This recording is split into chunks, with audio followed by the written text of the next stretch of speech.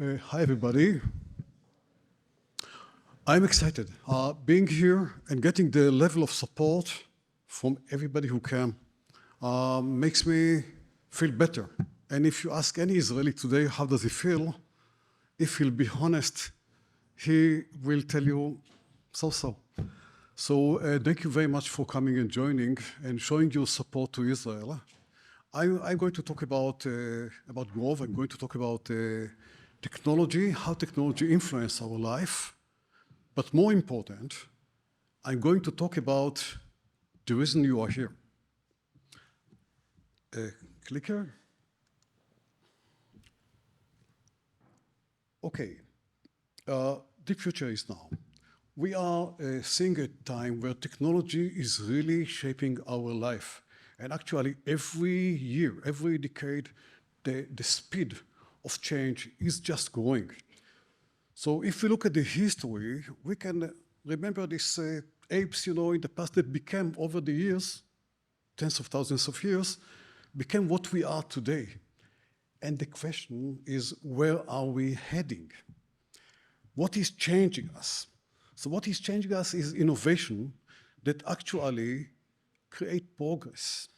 And progress is good because progress allows the world, allows each one of us to live better, to live longer life, to connect each other, to meet in such a form where maybe 100 years ago, none of us could dream about that.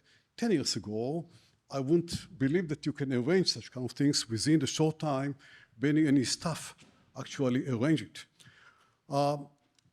If we try to understand where it takes us, so I'll use history as a way to take us furthermore. So 50 years ago, semiconductor, 40 years ago, PC, 30 years ago, what was it? Internet. Yeah. Hey, guys, help me. My eyes are not so well. 20 years ago, this is the cloud. And 10 years ago, people began to work on AI. And you see AI today changing our world. But if you talked about AI 10 years ago, people will look at you as dreamers. AI is science fiction. No. Is there anybody here that except Yossi? Where's Yossi? Yossi. Except Yossi. Did anybody 10 years ago thought that AI is going really to change our life? That we are going to see AI as a huge paradigm, a huge change that is going to maybe enhance our life, maybe threat our life. So things are changing very, very fast, and we have to look at the foundations of deep tech. If I try to explain the method, the concept of how technology changed the life, we can talk about a cycle. This is the cycle where smart guys develop core technology. And the core technology generates applications that are coming on top of this core technology. And these applications enable us to go and develop another core, which opens the capability to actually develop more applications. We have AI. That's a core technology that would bring with it many, many applications that each one of them are going to change our life. So with growth are dealing with the core. We are dealing with the hard stuff. We are dealing with things at the edge, where you touch things, sensors, processors that are really doing the stuff. And maybe I'll use one example. It's a company called Wiliot. Wiliot are developing a chip. And this chip is very, very small. You can barely see it. It has two processors. It has memory. It has storage. It has Bluetooth interface, unique ID, sensors, humidity, temperature, pressure, proximity, light. All of it in a chip where the cost is less than 2 cents. But more important, and that's the big wow, I need a wow, to hear a wow after saying that. The big wow, no battery, no power, and no charging. Thank you very much. I'm encouraged. That's example of core technology. This is going to actually to change the way we're going to do logistics. maintenance, even medical stuff. A lot of things that will be really changing the way we are using things. So that's one example. I won't go through the others, so this really excites me. We do invest in infrastructure, in the things that are really the core, where things are really happening, the CPU, the storage, the infrastructure of the data farms. We do invest in analytics because all this data gathered has to be analyzed. This is all actually the core or the basic of AI. 4 partners. We are not the smartest, clearly we are not the nicest, but I come with a history of doing. I'm coincidentally the inventor of the USB flash drive, established Go Ventures, Flash, M Systems, Flash Disk Pioneers, which was sold to Celis for $1.6 billion. Chairman of Tower Semiconductor did a turnaround that actually brought the company from almost a bankruptcy to value of several billions. My partner, Lior, was at 81 Unit for many, many years, and then he was one of the founders of SolarEdge. And we do have 2 partners, younger partners that are studying very, very fast, clearly much better than us. Now, at this time, I do usually, when I'm talking in Israel, London is another place, when I talk about it in Israel, there's always this guy that is raising his hand and says, hey, but technology has bad consequences. Yeah, every technology has bad consequences. It's part of life. I'll take as an example cars. Well, what did not happen? What didn't we have before we had cars? Well, we didn't have car accidents. But then cars arrived. And the first cars, the speed of first cars was less than 10 kilometers per hour. So you could run faster than a car. No car accidents. Technology made cars going faster, and then came car accidents. First thing, and by the way, take all of it and bring it to AI, because these are very similar in my eyes. What happened is that government said, hey, we need policies. We need to be in a position that everybody drive the same side, whether this is left, as in this strange country, or right in a normal country. No one was laughing. Is everybody American, or my accent is too bad? Thank you. So there came regulations that made things clearer. This is not enough. And then came the number of car accidents or people killed in car accidents actually went up until 25 years ago came a couple of very unique Israeli guys, Amnon Shashua and Ziva Viram, my investor. I usually remember my LPs, yeah? So they came and they said, hey, we can use technology to eliminate car accidents. And I'm very happy I had a small, tiny portion in their activity, but actually today, every car, you cannot buy a car, I believe, that doesn't have ADAS, the assistant driving.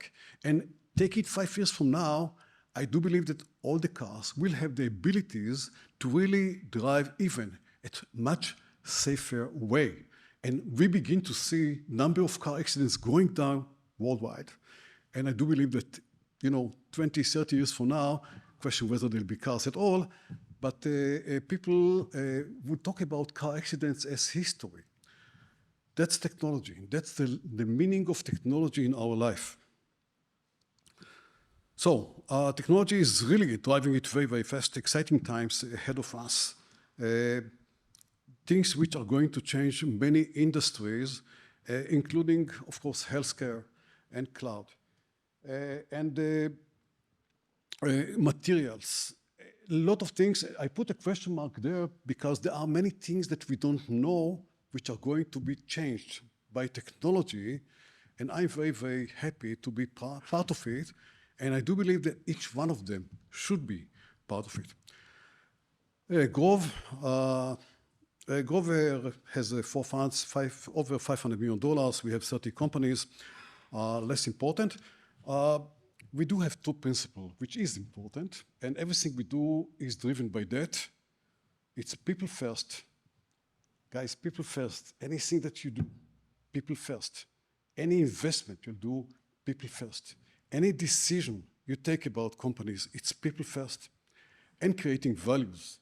We are not defined as a fund for impact fund, but I do believe that or at least we try to bring a true important impact into this world.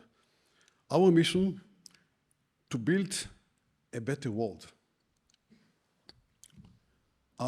If we, of course, while doing that, we hope to bring a nice returns to our LPs as a byproduct. Yeah. And guys, if you think only about making money, maybe we are not the best fund. I do believe that we are one of the best. But again, I'm very proud of the fact that we at Grove are trying to make this world a bit better. And now we're coming to the most important part, which is why I'm here. So the first thing, I'm not here for raising money. We raised our third fund about a year and a half ago. We raised $185 million. We were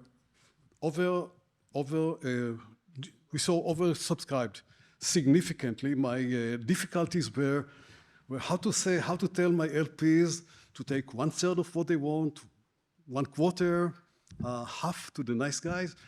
And this is not an easy task, by the way. If you run a technology, if you run any company, you know that it's very difficult when you have oversupply. It's very difficult when there is overdemand. Overdemand is not it's not a smaller problem compared to oversupply. So I'm not here for raising money, but we are in a very unique situation worldwide. This is a battle. It's a very brutal battle between the future and the past, between progress and ignorance, between globalization, technology, and knowledge versus nationalism versus fundamentalism. And guys, we are at the good side of that, and we should be there. Israel is at the front end of this battle. This is the situation. It's not a battle between Israel and Gaza or Jews versus Arabs. And if you think that this is only limited to the area which is nearby Gaza or nearby the northern part of the country, you are wrong. It's an issue which is worldwide. And each one of you will be affected, Jews or even non-Jews. Now, a word about us. As Jews, we are not the smartest guy. And if anybody needs proofs, I do have many proofs to give you why we Israelis are not the smartest nation. Full of 64, no, I'm joking. I want to say 64 proofs, but it's a bit too political, I won't say it. But we are not the smartest. However, we are entrepreneurs. Guys, if you are the Jews in the audience, I know there are non-Jews as well, Jews are entrepreneurs. Do you know why? Because over 2,000 years, where we were thrown out of our country, we were in constant battle to survive. We did not have the ability to own land at a world which was 95% of the economy was agriculture. We were pushed out from one country to the other.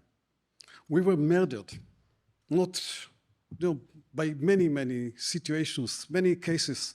Over these years, only the entrepreneurs survived one generation after the other. We stayed as a very small nation, 15 million Jews worldwide, because the non-entrepreneurs died. So we are the origin of we are based on origin of entrepreneurs that survives and are here. And that brings us into a very unique situation. So my request to you, or my call to you, is, guys, do participate in the camp of progress. Don't donate, but be part of it. How can you be part of it? Invest in Israel tech. Why? Your tech money in Israel will create true impact. How? You can invest in Israeli VCs. I know at least about 4 or 5 VCs that were supposed to raise money now. It is very difficult for Israeli VCs nowadays to raise money. You can help them. Invest in Israeli startups. You can do it through this consultation from VCs.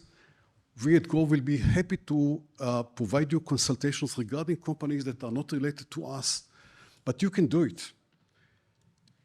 And when? The answer is now, because that's the best timing to invest when others don't do it, because the valuations are much lower, because you do have today this very unique opportunity. So do it because it is correct financially and morally. Thank you very much.